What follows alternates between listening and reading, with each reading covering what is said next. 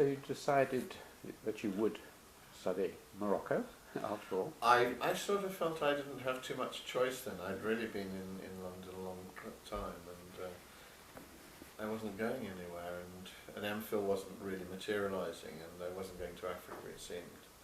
So I decided to be very pragmatic and just take it and say, look, this is a sign from somewhere, I'll accept it. So I talked to James Woodburn. He said, well, clearly I don't know much about Morocco, and clearly if you are going to do field work, there's no point just being registered for the MPhil. We'll re-register you for a PhD. So I jumped from doing a master's to an MPhil to a PhD without actually having to do anything to prove myself, although I've been writing essays. And I think you probably better look for a different tutor. And the obvious person at the LSE at that time, as a tutor working in Morocco, was Ernest Gellner. And although he was in the sociology department, they felt that his work sufficiently approximated anthropology. He did have a PhD in anthropology, after all. He did. And despite some sort of difficulties, I understand, I was then awarded Ernest Gellner as my tutor, which was very important. I mean, became important later because he was a big influence in many ways. So I registered for a PhD with Ernest Gellner as the guide, and Bob Holt, an American political scientist from Minneapolis, as the sponsor and theoretical guide to our research. And I should say that the other post was filled, ironically as it happened, by an Arabic speaker, because who'd done the other job, called Raymond Jamous, who was an Iranian Jewish origin, had been brought up in the Lebanon, and who was quite happy to learn Berber. And Raymond and I developed over the 2 years that we were working with Holt and in Morocco a very, very exciting and interesting relationship. We just got on very well. It was intellectually stimulating. We both went to northeast Morocco. We lived about 15 to 20 miles apart, and whereas he worked with Berber-speaking people, I worked with Arabic-speaking people. But basically we were there to try and explore a thesis, which was quite interesting. Holt had written a book with a man called Turner, and Holt and Turner had written something called the Politics of Economic Development. And their thesis was that you could distinguish between France and China on the one hand, historically, and England and Japan on the other. And that whereas in France and China it has always been possible to buy your way into the aristocracy, to convert, as it were, economic wealth into political and social status, his argument, based on the historical data as he and Turner had analysed it, in England and Japan that was not possible. It wasn't easy to break into the ranks of the aristocracy. So that basically one was obliged to accumulate and build, and that this was kind of the foundations in England of the bourgeoisie, and in Japan of a similar, I suppose, economic class. Now, without going into the justification for that, and I think there are enormous problems with the thesis, that was the kind of thesis that he wanted to test, and his reading of the literature on Morocco suggested that whereas the Berbers were able to spend and by acts of display as big men with affluence, buy themselves status, as it were, in the Arabic-speaking or Arab world, this is not possible, but high-ranking status was something to do with descent from the Prophet or what have you, and that basically they would be then investing. So his thesis was, let's go and test this, comparing these two groups, and what we would find would be that the Arabs are more kind of concerned to invest and accumulate as capitalist entrepreneurs, whereas the Berbers would tend to spend anything that they gained in displays of largesse and wealth as a way of building political and social popularity. So that was the kind of underlying thesis and structure of the research we were doing. Well, we fairly soon, I think, felt that the thesis couldn't be sustained at least in the ethnographic context that we'd found ourselves. But two of us were funded for 2 years to do detailed research in northeast Morocco. I learned Arabic, Raymond learned Tamashight. We had a very good intellectual and personal relationship, and at the end of it I had the material for a PhD thesis. And that was very exciting. I mean, rather like going to South Africa, it was also a turning point. It was confronting a totally different situation, learning Arabic, constantly working with another language, in a society where privacy was really non-existent, always being on show, always being on trial in a sense. And so very demanding, but very exciting at the same time. And I found that I was able after about 4 or 5 months to collect enough information. But before going out, and I should say, because this is where we met, that before going out to the field, there were all the so-called preparations for field work, there were the different seminars, and I think I was about 6 months at the LSE in sort of preparatory work, when you were there, and I remember obviously extremely impressed. This was your second PhD, as it was, my first. But there was a whole crowd of people who seemed to be really all very interesting. Some had come in from other walks of life, and I mean the names obviously are familiar to you, but particularly 2 young American women, Nancy Chodorow, who later became very well known for her work on mothering and sort of psychology and writing, Helene Lipstadt, there were others, Zoe Woods, wasn't it? There was Peter Loizos, who'd come in from English and filmmaking. There were a whole range of other people. And so it's a very exciting time. Also, the lecturers were interesting. There was a variety of people there, who all of whom had, I think, quite an influence. I think towering above them for me was Raymond Firth. I found him not only engaging as an individual, I found his seminars, the Friday seminars, or Firth seminars, were always something worth going to. And he seemed to have a way with him that some of the others lacked, perhaps a social ability. I came across Lucy Mayer quite a lot because I'd originally worked a lot on sort of African material. Difficult, interesting, problematic person. Isaac Shapiro was there, Morris Friedman, China. I mean, we had all of these rather older and senior figures, and there were some bright young sparks like Robin Fox, all so it's an exciting place intellectually, and lots are going on.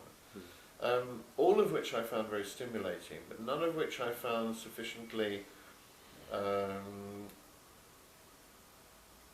exciting as to provide a theoretical or overall framework. So I went out, I think the fieldwork seminars, I remember really, we can't remember really learning anything, because no one seemed to have any real strategy for fieldwork, just sharpen your pencil, take carbon copies, very practical things. Lectures like Edmund Leach, who lost all his papers in Burma and had to reconstruct political systems of Highland Burma from memory, which probably helped schematize it. I don't remember going out to the field with really very much, so it was really quite launching a small inflatable dinghy on a very large sea. I found the learning of the language quite straightforward, because I just simply dropped into it and had to learn Arabic, and became pretty fluent within 4 or 5 months. I found that I had access to a certain amount of local literature on the region, sort of historical documents. So I found the fieldwork itself very exciting. I was talking to people, listening, building up a picture of what was going on. I had a guiding theory which was not my own, which I was supposed to test. But apart from that, we were very free to kind of construct what we wanted. And what I found myself doing increasingly was trying to develop a sense of how that particular set of people, groups of people, had changed over about 100 years. And what I began to find myself doing was a sort of historical analysis of transformation. So when I got to Morocco, they were just beginning a large program of irrigation, which was going to obviously transform the dry plains areas. But up until then, people had been involved in dry farming, barley, wheat, and so on, as settled farmers. But the period before, when the Spanish had arrived, and before then, they'd been, the people I was working with anyway, had been predominantly pastoralists living in tents. So I had a kind of ready-made 3-stage picture of what was happening. That didn't become clear, I think, until much later, but I talked to old men about how it was when they were young and what they did. They told me about raiding, their eyes lit up, and they said this is what it was really about. And I learned about fighting and shooting and raids and alliances and camels and sheep and herding and tents. and was able to read some of the literature around that, from people who'd looked at similar things, mainly in Somalia, and people like Talal Assad and Johan Lewis and the Sarnak and Bedouin, and all that sort of literature was really relevant there. And then there were the settled farmers, the period when the Spanish were in this area. They settled down and started becoming peasant farmers. And then there was this just emerging irrigated agriculture with the possibility of growing crops for export to Europe. And so I tried to collect material on all of this, and I found, although my Arabic was good, it was much easier to collect information on kind of people's material life, what they were doing, growing, crops, economic and social relations around that. Politics was more difficult and more complex, and people's ideas and thoughts, what a lot of my colleagues and contemporaries were looking at, systems of belief and religion and ritual and so on, I found really very difficult. So my thesis was partly, I guess, by inclination and partly by pragmatics, very much a materialist analysis of the sort of material that seemed to be easier to collect. It was political and economic, much more than it was conceptuals, beliefs, although I collected lots of material on beliefs about marriage and so on. There was very little on Islam or... Was that influenced by Westermarck? Well, Westermarck was obviously a major figure who wrote about marriage. I remember writing an essay on Moroccan marriage when I came back. And I did work, and I've written pieces on marriage and alliance and patterns of marriage and so on, but it wasn't a central feature. So I guess what I'm saying is that in a way the fieldwork as it evolved was partly geared to Holt's thesis, which was about economics and politics and the relation between the two. But it was also, it seemed this was much easier to collect and began to absorb me more. And you can't do everything. I mean, I've got notes and notes which I never exploited, which relate to other things. So I was 18 months living in a village in Morocco, which was very exciting and rewarding and just extraordinary. I guess any anthropologist has this, if they have the luxury, which I guess younger people don't, to spend that period of time with funds. So to spend nearly 18 months, 2 years in one place, you get to know people very well, you make friends, as you know, and you go back and you live their lives. And then in 68 I came back to, it was later, sorry, in 1969 I came back to London and found it extremely difficult to re-enter. Found it far more difficult to be in London after being in Morocco than the other way around. And I'm not sure what this was. Well, reverse culture shock is something culture shock. We always warn our students about. I hadn't really appreciated how difficult that was. People were talking about very abstract things, whereas I spent a year talking about very real things about the rain and the harvest and the donkeys and people's lives and birth and deaths and marriages. And that was difficult, but it was a necessary process. But I think I was lucky in some ways and unlucky in others. I was able to apply for and get a job when I came back. So when I returned, I actually came back to a lectureship in anthropology at SOAS, which was marvellous in the sense that I had a job immediately, but difficult in the sense I had to start giving lectures and teach, and the process of writing up the thesis was made more difficult as a result of that. But I then experienced a major problem for, I think, about 2 years, 3 years nearly, in that I found it very difficult to know how to write all this material I had, how to structure it. We kind of decided the whole thesis. We wrote a report which I think explained that the people didn't conform to the patterns he suggested, and although he was disappointed, I think we did our job. But I found it very difficult teaching at SOAS and trying to write a thesis because I didn't have a thesis.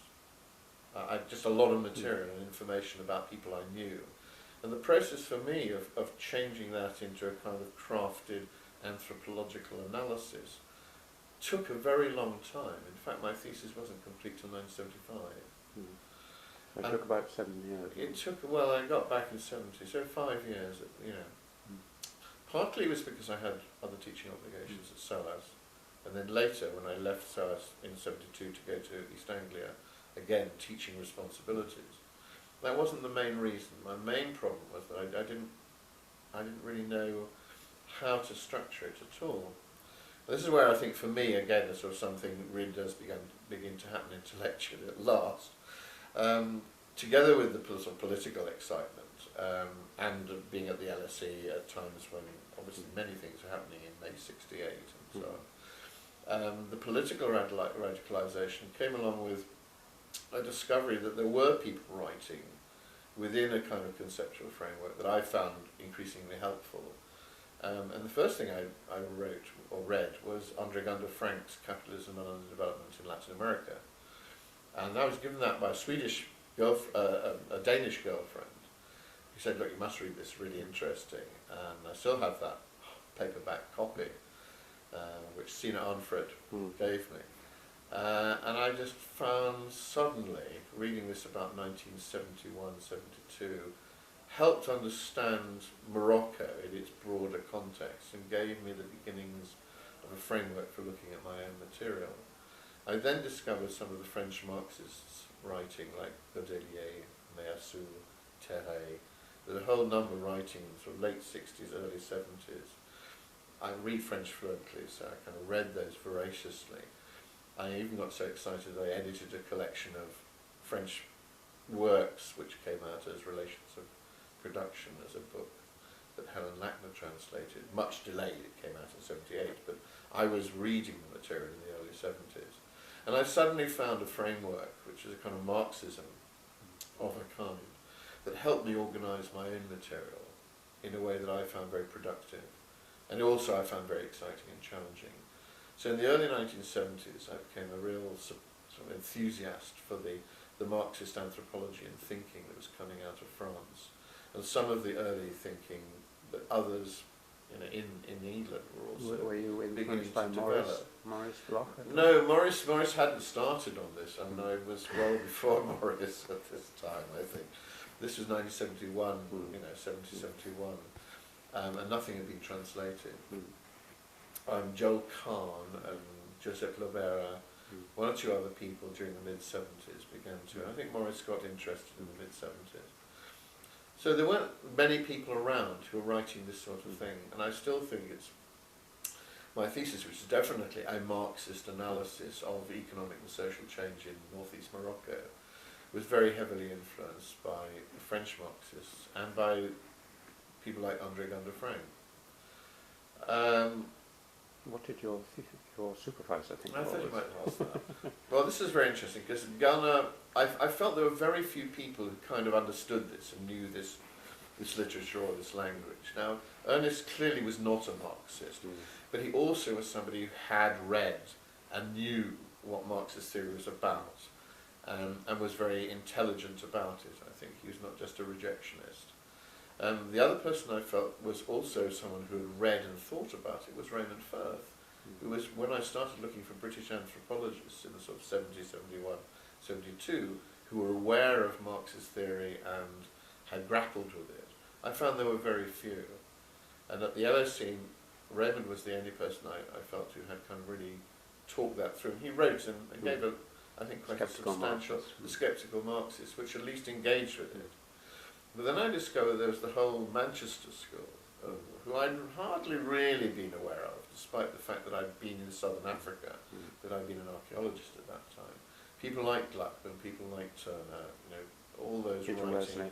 Peter Worsley particularly, who'd been writing with an awareness of conflict, contradiction, Marxist notions. None of them really Marxists, except for Worsley, but very much influenced. And I found those also very rewarding as people to read. And I think during the early 70s I discovered that there was a framework, a way in which I could write my own material. And I think it's one of the very few, I think, PhD theses of the period that were explicitly Marxist analyses. Ernest was, I found frustrating as a supervisor. I mean, I'd read, I think at that time, most of what he'd written. And I had a lot of difficulties with his work on the Middle East, and the Saints of the Atlas in particular. which is clearly the closest to what I was writing about. And I engaged with his work and felt that he had produced a rather idealised version of how things worked, even among the Ahansal, and it didn't apply to where I was working. And I felt I had a more credible framework for analysis.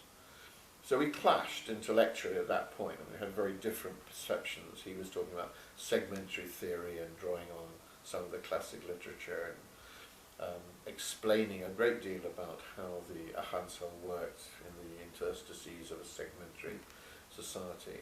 I felt that the existing literature on segmentation, actually, if read carefully, revealed that that was a sort of political ideology, even the Nuer segmentary, the Bedouin. So a lot of my thesis, the early part, was devoted to a kind of critique of segmentary theory, and I began to develop the idea that this is one among several political ideologies that were deployed, certainly by the people I talked to, as a kind of quite shorthand. Yes, this is a segmentary model is how we work. If you explored it further, you moved into something that's more like factionalism and game theory, and no, they said, actually when you get down to it, which is what I think Evans Pritchard also says, when you get to the actualities, it's more complex and people divide in other ways, territorially and so on and so forth. So a lot of the thesis began to look a bit, the early part of it, to do with the pre-colonial, that it was a critique of Gelma. It wasn't explicitly, but there was clearly a dynamic going on there. Now here's quite frustrating that he didn't take this on. I mean, we didn't have the kind of debates that I would have liked to. I'd give him a chapter and he'd say, oh, that's good, that's interesting. You know. The feedback was very limited, I have to say. But the end point came with this sort of story that when the thesis was complete, he said, well, we must sit down now and talk about this and so on and so forth. You've done very well, you've finished and so on. Come out, and we went down to Petersfield to the cottage, and he met me at the gate, and he said, I've already read the first thing through now, you know, David, and you've blown it. I horrified him, and was, what do you mean? He said, well, all these references to Marx, and relatively little to Gelma. And I suddenly realised this is one of these méchant game plays, you know, that actually he was really having me on, but it was a bad 2 or 3 seconds.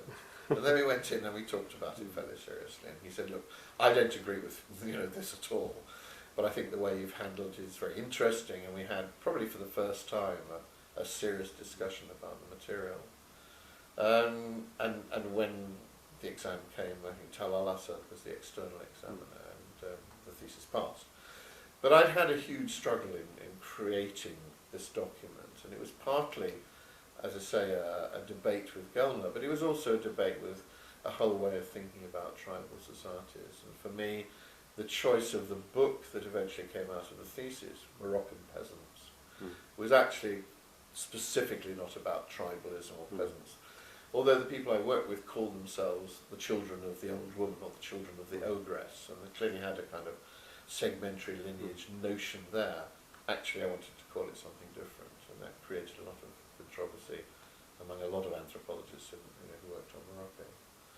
But that was a major sort of effort, obviously. The thesis was a big first step into anthropology, having been an archaeologist. And then almost as soon as I kind of got into anthropology, I was teaching now in an anthropology department at SOAS, I found that I was increasingly interested in the sorts of arguments that people like Gunther Frank had developed, not just at a local level, but for broader economic and social transformation. And I began to realise that what I'd struggled with as a thesis was partly because it was so small scale, and that my interests were also in how the people I'd looked at were part of a much wider transformation of Morocco and North Africa during the colonial period. And that was all beginning to develop as a sort of set of concerns quite early on. And when a new school of development studies was advertised at East Anglia as having space for new lectureships, I applied, because I felt that I was moving towards an interest in something that went beyond what anthropologists were usually interested in, small-scale transformation, changes, whatever was happening at a local level. I was interested in linking that to wider changes, nationally and internationally even. And so I applied to go to the School of Development Studies, which at that time didn't even exist.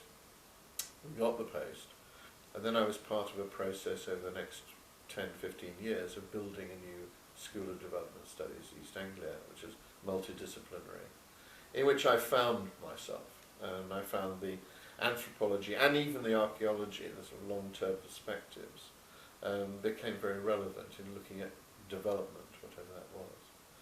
So when I left SOAS, which was in 1972, and go to East Anglia, I found a home, which in fact I then stayed, at that institution right until I took retirement in 2006, because it gave me a framework within which I could work.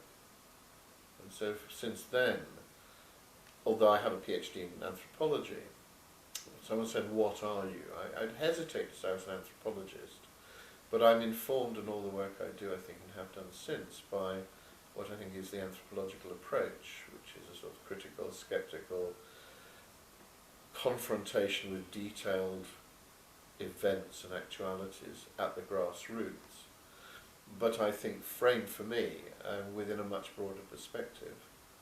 Now I think that clearly that's perfectly compatible with anthropology, and your own work is something that goes way beyond local analysis. But I found development studies was a sort of comfortable place to look at economic, political, social relations at all levels, up to the international and the global. So that's where kind of my career, in a sense, found its resting place. And I found the School of Development Studies, for the period from 1973 right through to 2006. That's a long time. In a constantly exciting and interesting environment in which to work. But it took me away, I think, from some of the mainstream anthropological concerns, and from being a mainstream anthropologist. And although I've kept contact with and have good friends who are anthropologists, some of the debates and some of the literature within the anthropology sphere I'm not familiar with, and I've moved into other kinds of debates, which I guess put me closer in some ways with political scientists, economists, historians. And my perspective now, after retirement, is very much a global one, in which I'm interested in international movements of migration, for example, of remittance flows, all sorts of things that go well beyond anthropology or differ from it, but which have that kind of groundedness in the work that I did in Morocco. Tell me, and there are many other things to talk about, but one I certainly don't want to miss is your move to Nepal. Yes. Why that happened and what you did there. Well, like so many things, as you'll now begin to realise in my life, it's rather sort of by chance. I arrived in East Anglia, still with my thesis on Morocco incomplete, since 1972-73. I immediately moved into a teaching job. And I have difficulty still in kind of writing it, partly for time, partly because, as I said, I had only recently got the kind of framework within which to see it. And almost as soon as I arrived, I was told that the group as a whole had managed to get a contract for a big research project in Nepal, but they didn't have an anthropologist or sociologist. There was a geographer and economist, various people. Would I be interested? I mean, despite having been in an anthropology department headed by Christoph von Führer-Heimendorf, with Lionel Kaplan and others interested in Nepal, I had never been involved in Asia at all, in North Africa. So I said, well, look, I know nothing about Nepal. I've worked on Morocco. I'd be very interested to help if I can in any way, but it'll be at a distance and part-time. But in planning the project, I became more and more involved. And eventually my colleagues said, look, you can't be involved and not come and join us.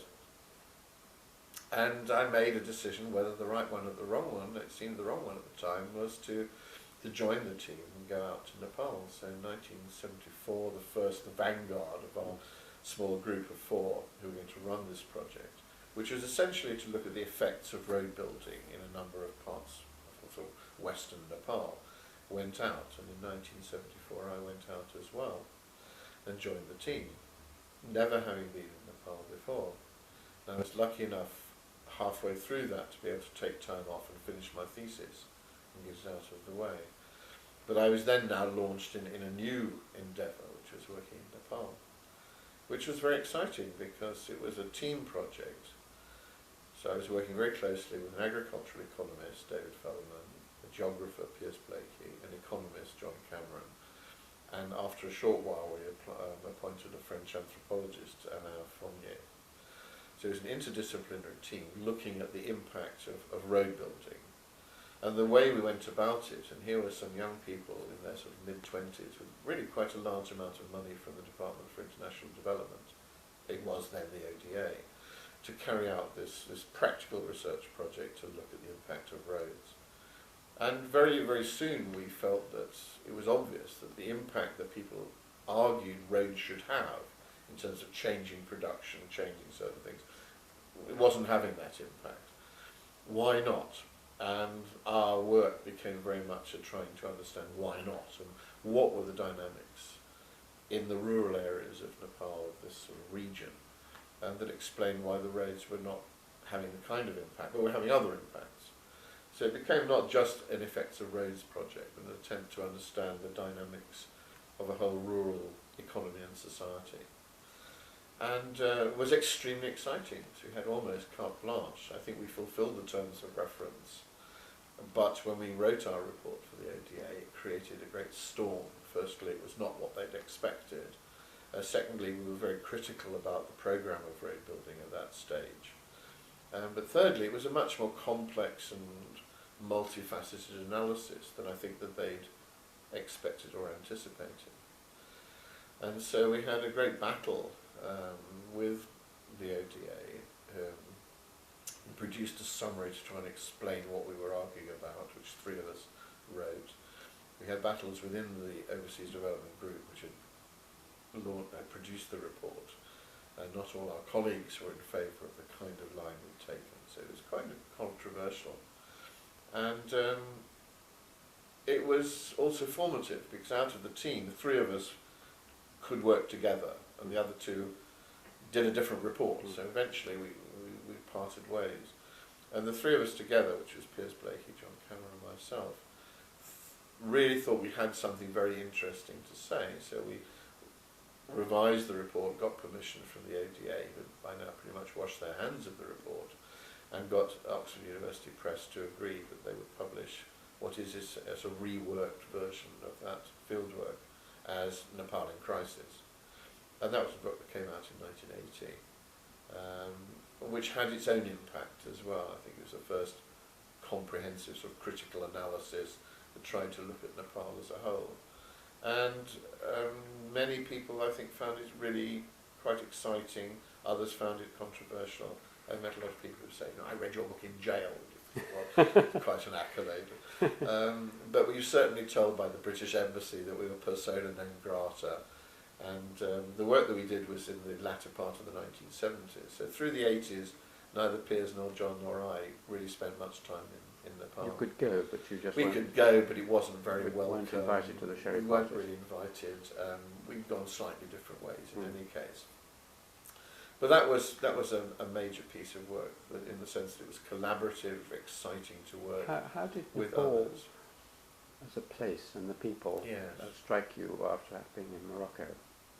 I mean, did you like being there? Yes, I mean, we loved being there and we hated being there. I mean, although it was tense and difficult in Morocco on occasions, it was manageable. The problem with Nepal, we were living in Pokhara, which at that time was not incredibly well resourced with food and vegetables. It was finally quite basic. We were all living there with our families. People got ill a lot. I think the Blakey daughter was bitten by a dog and had to have rabies injections. But mainly, those of us who spent time walking around the hills, which was the team, me and my colleagues, were actually sick a lot of the time. So it was very unhealthy, which I had hardly been ill in Morocco at all. On the other hand, we were living there in a more intense way, I guess. We had a whole team of Nepali researchers, Nepalese researchers. So in a sense it was a very sociable kind of activity, whereas my Morocco experience had been very, very solo. So in that sense it was very rewarding, very gratifying. Lots of people, lots of dinners, lots of meetings, lots of interchanges, and a real intellectual experience, because certainly three of us, Piers, myself and Jock, were able to really argue through and debate in a way that we were then able to work together as a team producing a book, and several other pieces of work as well. And that was enormously gratifying. I love working with other people intellectually and debating. Quite rare to be able to do that. We were able to do that over a period of some 10 years, working and writing together. We've gone our separate ways since then. That's always been very, very formative. But Nepal, I mean, it was the second main place that I'd done field work, and the third main place that I'd lived in. I'd lived in South Africa, lived in Morocco, and it was the third place.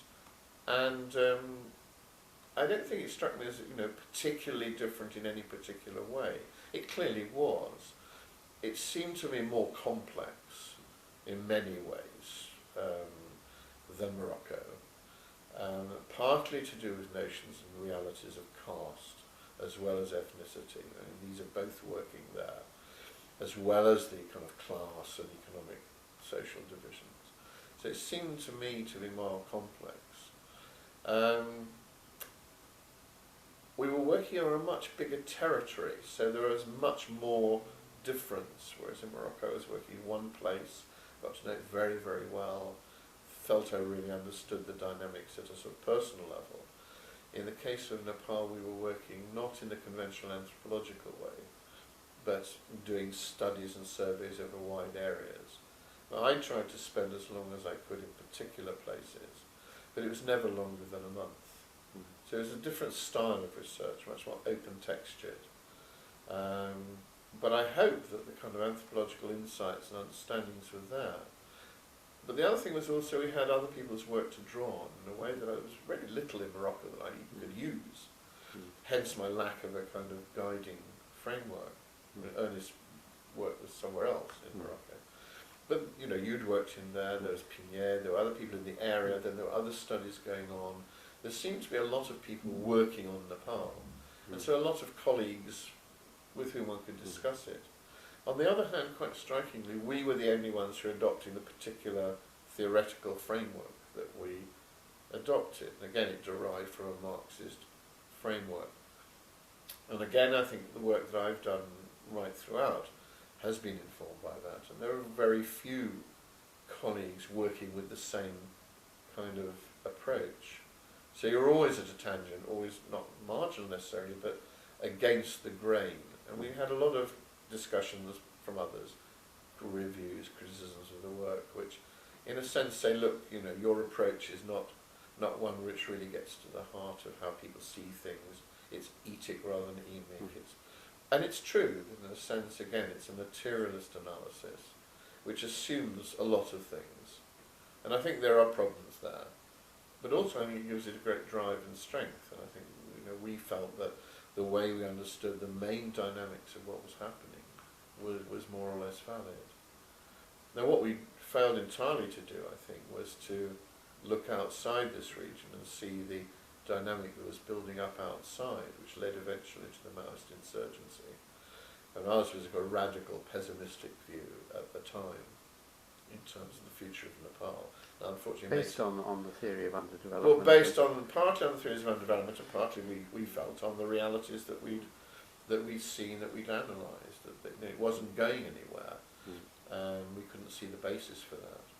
In a later book, I revised the thinking, and it was something like 10 years later on, and things had changed in the book, Nepal, a State of Poverty. And I do foresee certain kinds of political developments, which, not quite the insurgency, but, you know, a kind of movement which we didn't see in the late 70s, and which didn't actually exist in the late 70s. But it was an exciting analysis. It was an exciting place to work. And it allowed us, I think, to debate with Nepalis in a way that I've never been able to debate with Moroccans. I mean, the work I'd done in Morocco really didn't engage me a lot with other Moroccans. I did discuss a lot my work with other American and British and French anthropologists. We didn't get into the mainstream, whereas the work we did in Nepal is part of debates that go on in Nepal, you know, during the 80s and into the 90s about the nature of Nepali society. So I feel it's been kind of important for us. And you wrote a book with a Nepali on Pokhara. Yes, but I've done more work. Again, I like working in teams and I like working with colleagues. Now, I've written a number of things with Nepali colleagues, in fact, not with English colleagues. Jagannath Adhikari is a man who I have a great respect for. He's one of the very few Nepalis who have done field work, who have genuinely spent a lot of time in certain places. And the villages he's worked in the area of Pokhara, he knows very well indeed. And like yourself, has been going back time and time again to them. And it's now, we can talk about this off camera, he's interested in doing some more research to bring that all together. And he and I put together a book which he'd begun to write in any case on Pokhara, which again is I think they're the only other study that I know of in Nepal is Lana Kaplan's book on a town, on urban areas. And it tries to look at Pokhara, its development, its evolution, and its hinterland. And that again is a work that I've done with someone who's a local field worker. I've also worked with Jagannath and another social scientist, Ganesh Guru, on labour migration, foreign migration and remittances. There's a book called The New Laures, which is about foreign labour migration and remittances. And I think again, we wrote that at a time when nobody seemed to be paying attention to what seemed to me one of the most dramatic features in Nepal's recent history, which is large numbers of people working abroad and sending money home. And that began really in the mid-90s. I think we were one of the first people to kind of really work through that. Now it's become a kind of commonplace, but I remember the IMF people coming and saying, "Oh, really? This will change all the national accounting systems and everything, because actually there's more money in the system than we thought." So I have in the last 5 or 10 years worked a lot more with Nepalese colleagues with a view to having more of a role in a debate. I've been back almost every year, 2 or 3 times, teaching and talking and engaging in debate with and working with Nepalis, with a view now increasingly to kind of influencing discussions on where things go next. Where will things go next? Where will things go next? Well, I did a collection of essays with Arjun Karkeel called the People's War in Nepal, which was really just a collection of writings. But out of that has come something I'm working on at the moment, which is a collection of essays on what has life been like in the rural areas during the insurgency, which people talk about fear and anxiety and compromise and dealing with that. Where will things go now after the insurgency is very hard to say. I think many of us were extremely excited in 2006 when people did come into the streets, when the fighting appeared to be coming to an end, where there seemed to be a potential for a real major transformation. But that was now 2 years ago, and although the King's position has been somewhat marginalised, and I think the American, essentially malign influence, trying to orchestrate a sort of conservative alliance has been marginalised for the time being at least. There really doesn't seem to be the drive or the vision among any of the major politicians to force through or move through a kind of process of progressive change. And I am very disappointed, and I think that there is a great jockeying for position among positions in a very small arena. At the same time, the situation in Nepal is not radically improving. People are still having to go out and earn money abroad, and there isn't a coherent or concerted attempt to change things. Understandably, it doesn't have a constitution. They don't have a coherent political unified command, as it were. Nobody is really in control. So Nepal remains in crisis, and one can only be hopeful that some sort of coherent alliance will come out which will allow them to move forward some coherent policies which do have popular support. And personally, although I would love to see a sort of Maoist UML alliance moving forward in a progressive direction without further recourse to violence, it's not clear that that's going to happen. There are risks of falling back, I think, into a conservative alliance of Nepali Congress and RPP and the King, and I don't know. It's very, very unclear what's going to happen at the moment. In the meanwhile, ordinary Nepalis struggle, as always, to make their livings and survive and keep things going. Load shedding is 18 hours a day now. it's very difficult, and they're making no progress in sort of economic and social development terms. There are also really serious problems about realising some of the programs for emancipations of Kamayas and Bhagis, and being a Dalit, being an untouchable is still a big problem, and the social transformation that one hoped for hasn't materialised. There's very little sign of movement. It's a kind of rotation, struggle for very small. What about I think a railway line from Lhasa to Kathmandu will have any effect? Yes, well, I mean, I think that turning towards the north is something that's happened up in the northwest already. Those so-called remote areas are actually closer to Tibet, and I think that there will be structural changes, infrastructural change, roads and railways do make a big difference. Not necessarily for the better, but it will change things again. But that's not immediate. In the 5, 10, 15 years, yes. I'm worried about the next 5 years, and a return to some sort of violence, which would be, I think, devastating. I mean, one may criticise the Maoists, one may disapprove or not of an insurgency. Things have moved, and there was a resolution of some kind in 2006, and all that fighting, all that bloodshed, all that, for that to have had no impact, for it to go back, would be very, very sad. But we find that social scientists aren't scientists in the sense that they can predict. They're still very poor at actually making our analysis work in terms of seeing where things go. It's too complex.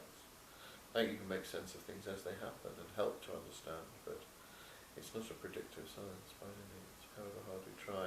And this is where the old materialists suffer. People like myself who think you can perhaps find a clear way to explain first and then see how things will happen next. Unavoidably we're all caught up in the idea that these evolutionary, teleological narratives are not the guide to the future. It has to be made. History has to be made. It doesn't make itself.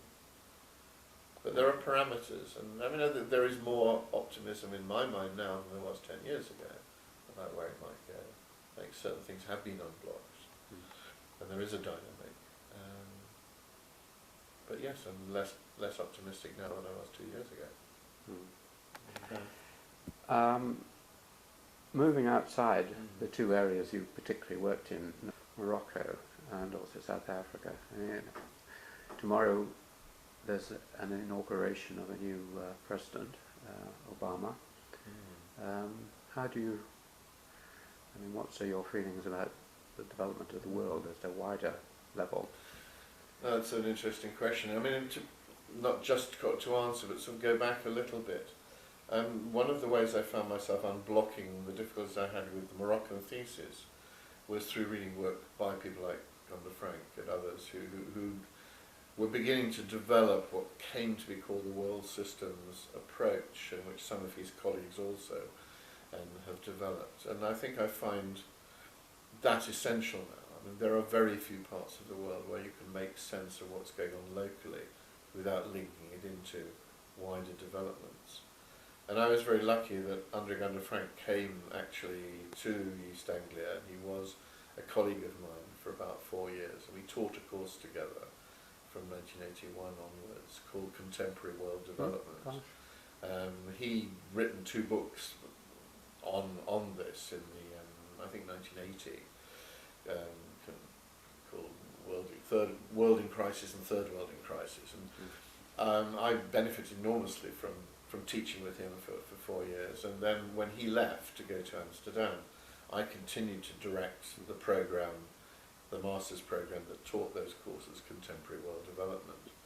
So I was led into thinking much more than I had done about what had already become clear to me, that you needed to look at the whole in order to understand the dynamics at the periphery, as he often called it, or the parts, as well as the other way up. Both are necessary. So really, throughout the 80s and 90s, my work tried to include a sort of an assessment and understanding of world developments, and I taught that for 20 years, really. And I think one of the things that was exciting was that it took me outside the rather conventional notion that most of my colleagues shared in the School of Development Studies, that development is about the third world. And my course on the contemporary world development was about three worlds and the one world. So capitalist development in North America, Japan, Western Europe, and what was happening in the Soviet Union and Eastern Europe, and what was happening in Africa, Asia and Latin America. All of this was part of the contemporary world development course. So it's pretty ambitious, but it also meant that I extended my own reading and attempted in some way to understand the way the whole world was moving. And it's kind of, I think, what Arrighi calls, it's geometry, it's angular geometry, or variable geometry of what happens in different regions at different times and so on. And so at one level in teaching, I think I've been doing that for something like 20 years. In my own writing, I've done it less, but I have spent much more time looking at flows, if you like, and certainly out of working in Nepal, I became very much more interested in migration and movements of people and the return flows of remittances. And I've written quite a lot about that, less in academic terms than in more sort of professional terms, about the growth of remittances as an international phenomenon, as flows of capital, of labour, of commodities. I think it was very clear from Gunder Frank's work to me early on that the so-called second world was already being integrated very rapidly through bank loans and indebtedness and a whole variety of mechanisms into the first. And by 1989 it was obvious to all of us that whatever it was called, state socialism, socialism, the Soviet Union, was no longer viable in a political sense, arguably because economically it was no longer viable. And the end of the second world was obviously coincident with the realisation that the third world had ended as well, and people like Nigel Harris and others had kind of foreseen this in the 80s with the rise in oil prices and so on. The differentiation between different parts of the third world meant that that no longer had the same political or theoretical coherence. So by the late 80s, I think everyone becomes increasingly aware that there is one very complicated but interrelated world. And I guess a lot of the work that I've done and a lot of thinking and reading has been very much in terms of that sort of global dynamics. I've returned more in the last few years to the Middle East as an arena, where all these, in a sense, find sort of some home. There's international politics and economics, there's regional politics, and there are the local dynamics, all of which we have to understand. I think that trying to understand where the whole world is going is pretty tall order, but that's something that all of us who are interested in any dynamics of society have to grapple with to some extent. I think there was certainly a period when it looked as though there was an emerging challenge to American dominance from Europe and from Japan, and people talked a lot about the sort of three worlds of capitalism and competition, and that exists still, but certainly in the last 10 years the emergence of China and India as major economic powers sort of begins to dominate the landscape. And they are very different. I think whether it's a matter of classifying or not, that's not the point, but the need to look at how all of these relate to each other, and I think your own work on Japan, I look forward to reading it, suggests that there is something very distinctive there. How to handle the singularity of the world, but its complexity, and also understand how that plays out in immediate localities, is a huge challenge that I don't think any of the single sort of disciplinary areas are able to deal with on their own. And I come back partly to sort of teamwork, simply because aggregate brain power often is greater than the singular brain power. That we need to also develop better mechanisms. Some of us, like myself and others, are better than some of us, but rather rely on individual kind of enterprise to comprehend. Groups of people discussing together, I think is essential. Now, how much is going to happen, I don't know. But if one's trying and understand the dynamics of the world and the variations, I think that a multiple what single disciplines don't work. Individuals on their own, it's very difficult to comprehend. And there's a need to grapple with this, and yet it's enormously difficult to understand. I mean, I'm struggling at the moment, as everyone is, I guess, with the most recent supposed crisis, where the credit crunch came from, where the crisis has come, why has it taken so many people by surprise? Are we, and why are we, moving from a world in which it seemed to be very broadly accepted by a lot of economists that the market, the free market, would more or less work, to a period where even the most unlikely people are suddenly adopting what look like neo-Keynesian initiatives and saying, no, the role of government is to step in and regulate and manage and so on. Now, I remember the period of the mid-70s when there was this sort of crisis in reverse, when suddenly people were saying, like Jim Callan, we now know you can't spend your way out of a crisis, and Keynesianism was dead, and we have the rise of Reagan and Thatcher. It seems that we might be entering a period when, again, theoretically, people say, no, we have to grasp it in a different way.